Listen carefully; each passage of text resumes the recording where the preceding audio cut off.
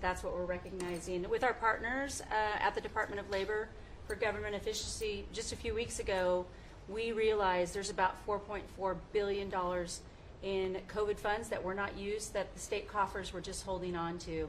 Out of that, we've returned $1.4 billion back to the state treasury, so essentially to the American people, and we'll go back and claw the rest of those billions of dollars back. And on the heels of that, late last night, we're understanding unemployment insurance fraud.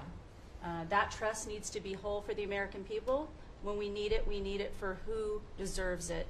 That's not what we're seeing in the numbers that we saw last night, again, exposed by our partners at DOJ at the Department of Labor.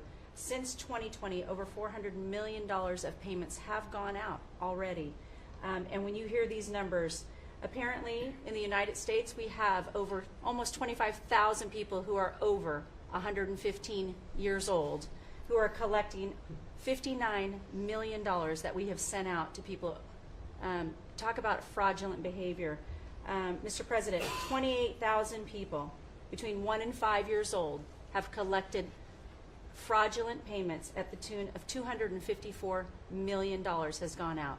And lastly, 10,000 people who have not been born yet, 15 years into the future, $69 million, and they haven't even been born yet. In one case, they will be born 129 years from now. The United States government sent them $41,000, and they're not born yet. So, under the Department of Labor, those are the things that we're uncovering. I couldn't be more honored to tell the American people that we're bringing back their dollars and we're saving them and returning them to the United States Treasury.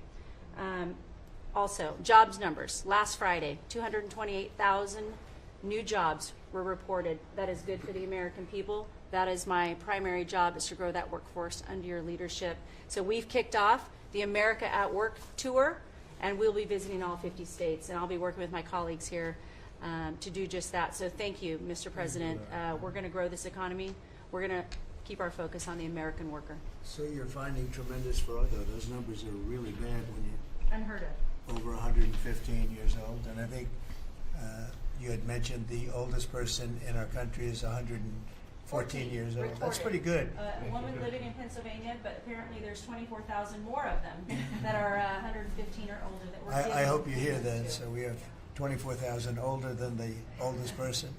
Definitely did. That's like, you know. And what are we doing about that? How do we get that money back? Yeah, so we're working with our IGs to do the further investigation. The House and Senate, we had a 5-year statute of limitations.